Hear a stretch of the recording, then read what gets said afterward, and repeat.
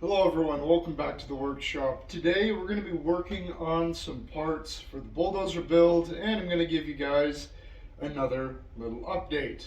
So what we're going to be doing today is doing the turning on the two idler wheels. Now they're 16-inch diameter right now. They're going to be brought down to about 14-inch diameter, probably a little bit less, and going to be a lot of heavy material removal. So let's get into it.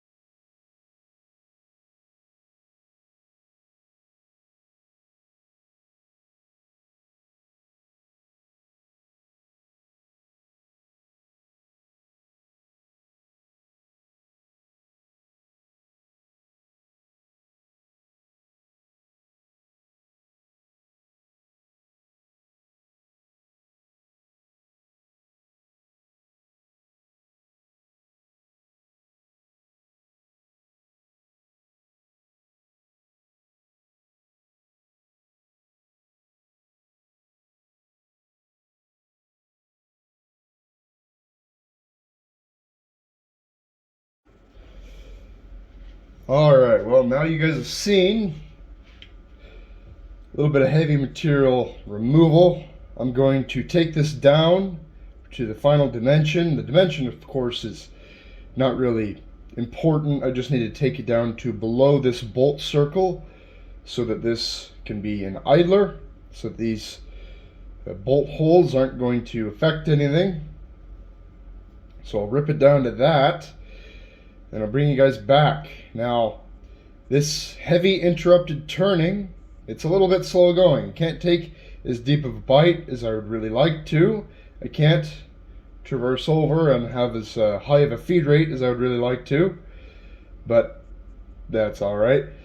People think that turning large things is just amazing, it's so fun, but the reality of it, at least for me, is that turning something that's big in diameter, like this, it's now about a 14-inch diameter sprocket or idler. The reality of it, at least for me, is that it's just slow going. It took me almost a half hour to rip off that like 1.25 inch of material. That'd be 2.5 inches off the OD. Almost a half hour of just running it at 78 RPM. So, gotta get the rest of it off now, and I'll bring you guys back when that's done.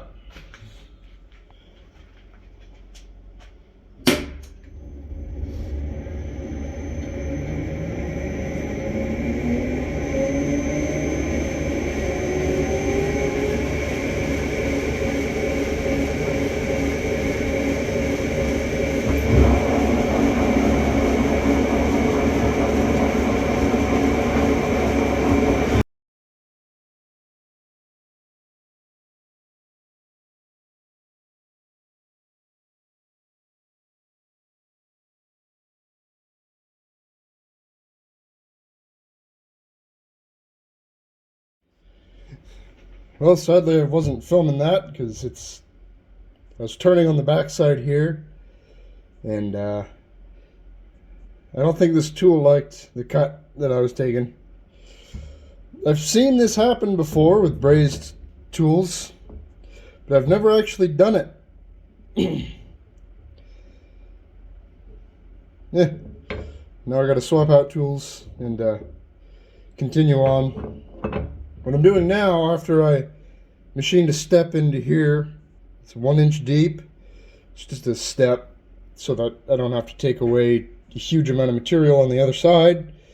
I'm using a boring bar turned upside down to machine the back side to get this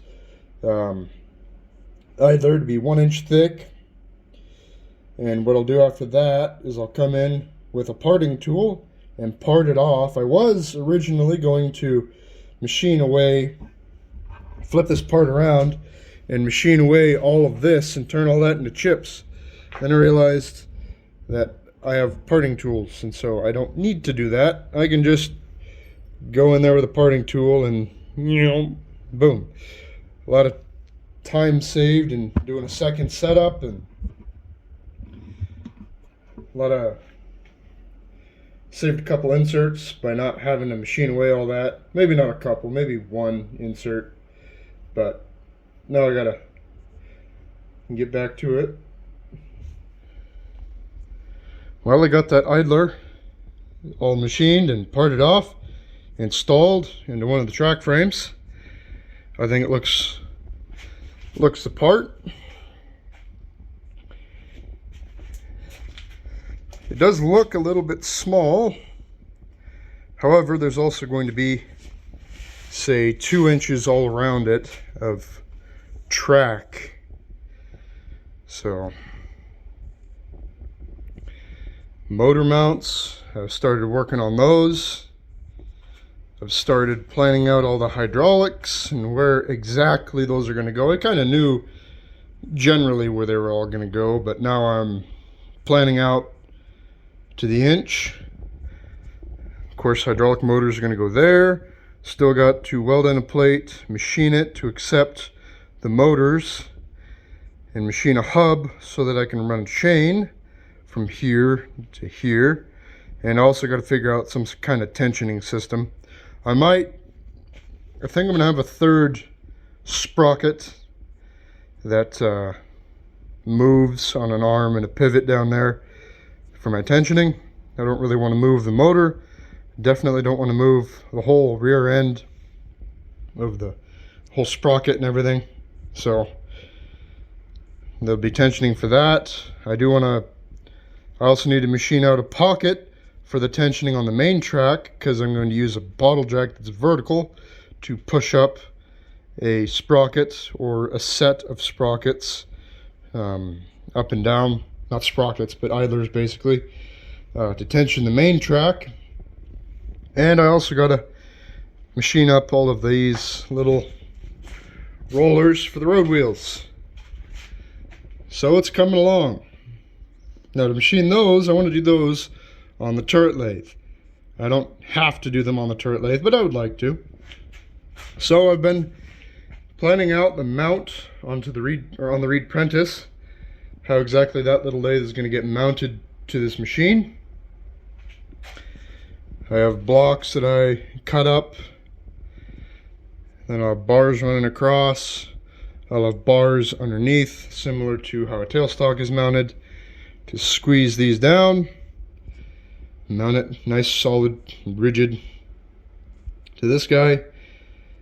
I'm still debating whether or not I'm going to make my own drive system or use the original one for the turret lathe.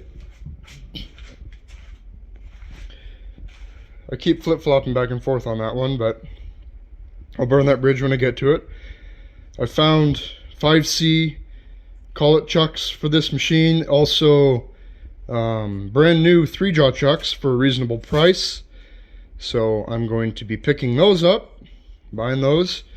I have a tailstock that I might adapt to this. It's for a South Bend 9-inch lathe. It's the right size, right style and everything. I don't know if I'm going to adapt it for this or use this tailstock for something else. Another thing I wanted to show you guys in this video is the new machine. This here is a Badger number 10 mechanical flat belt driven iron worker. It has a shear here, punch press, a ram that moves down, as well as a bar shear through here that can cut up to 1 inch solid bar. Now the shear, whenever it's new, is rated for 3" by 1/2 inch material. I don't know what, I think that the punch is supposed to be able to punch a 1/2 inch hole in 1/2 inch plate, and it's a monster of a machine. It's 1,200 pounds. It's everything that my little truck could do to bring it home. Flywheel is massive, bigger than the one on the punch press. Has, of course, flat belt driven idler wheel and your driven wheel. It has a gear reduction. However, you might have seen a minute ago that it does have some problems. Of course, all sorts of jerry rigging and welded on bits and stuff to make it go, but most of this stuff I can fix, and I'm not too worried about that. The main mechanism and everything is all fine, but you might notice all this iron that's been welded on, and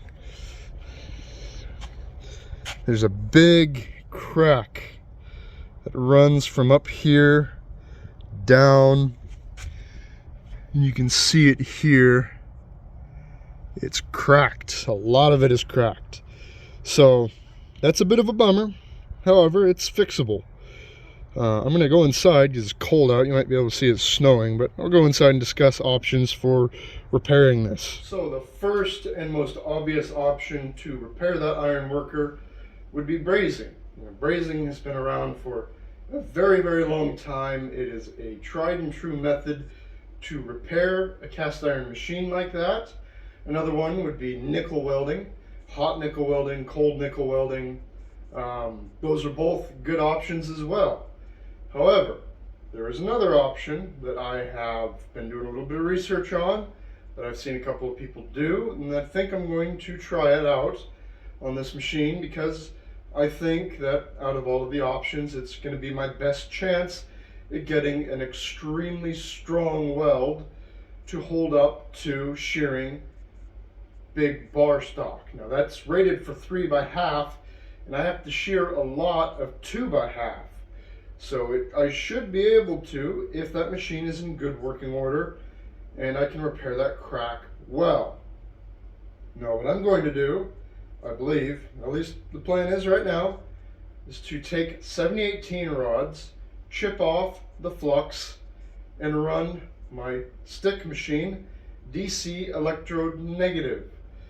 What this does is it burns out the carbon.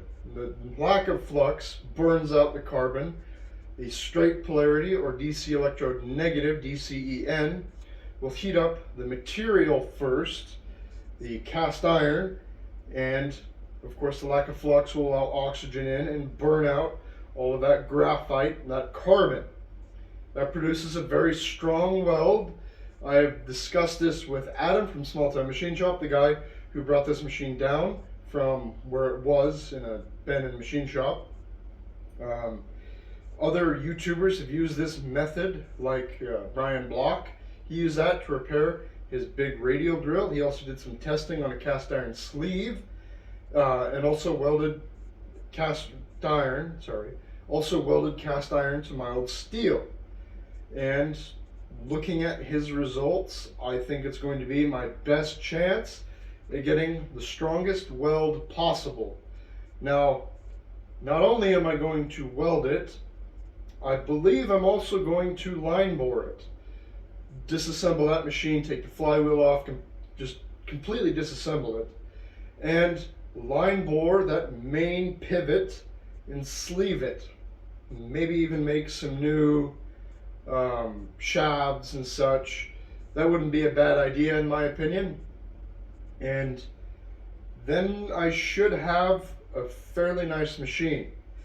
Do need to make a motor base for it, and I believe I'm going to run it off of a 5-horse air compressor motor.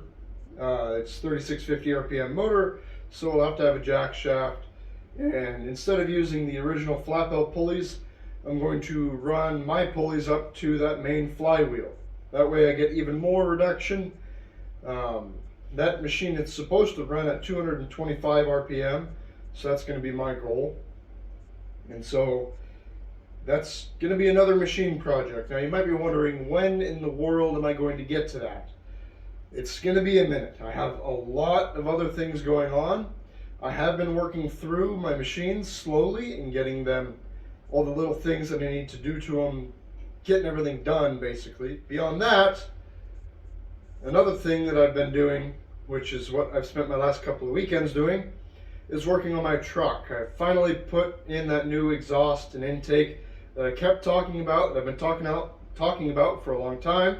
I did make a short that you may have seen, and it's running very, very well. It has a Phytech EFI in it now with a Clifford Performance intake. It's a 2-barrel Phytech, so I did have to get a 2 to 4 barrel adapter, and I have dual output exhaust.